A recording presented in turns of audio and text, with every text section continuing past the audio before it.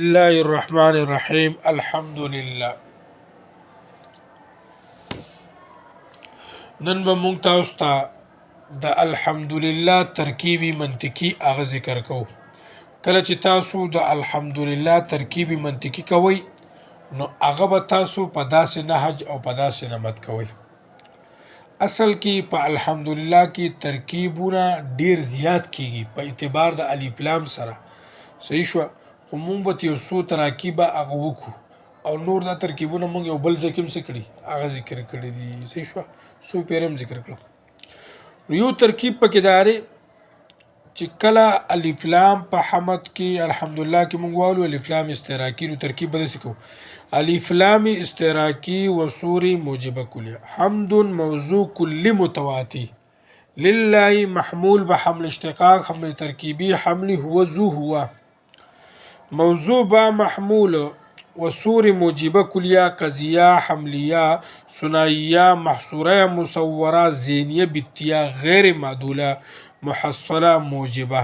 ترکیب ته بیا وګورئ: الف لام استراکی و سور موجبه کلیه حمد موضوع کلی متواتی لله محمول به حمل اشتقاق حمل ترکیبی حمل هو ذو هو موضوع با محمول و سور موجبه کلیه قضیه حملیه ثنائیه محصوره مصوره ذهنیه بیتیه غیر معدوله محصله موجبه. یو ترکیب داش. دویم ترکیب چې کله الحمدلله کې الف لام تاسو کوم الف لام والی عهدی خارجي، نو بیا به ترکیب تاسو هغه داسې کوئ: الحمد موضوع جزئی الحمد موضوع جزئی لله محمول به حمل اشتقاق حمل ترکیبی حمل هو ذو هو موضوع با محمول قضیه حملیه ثنائیه شخصیه محسوسه ذهنیه بیتیه غیر معدوله محصله موجبه. بیا ورته وګورئ: الحمدلله کې چې کوم الف لام والی الف لام عادي خارجي، نو بیا به ترکیب څنګه کوئ؟ الحمد موضوع جزئی لله محمول به حمل اشتقاق حمل ترکیبی حملی هو ذو هو موضوع با محمول قضیه حملیه ثنائیه شخصیه محسوسه ذهنیه بیتیه غیر معدوله محصله موجبه. او پی رسیدی که او پی نرسیدی.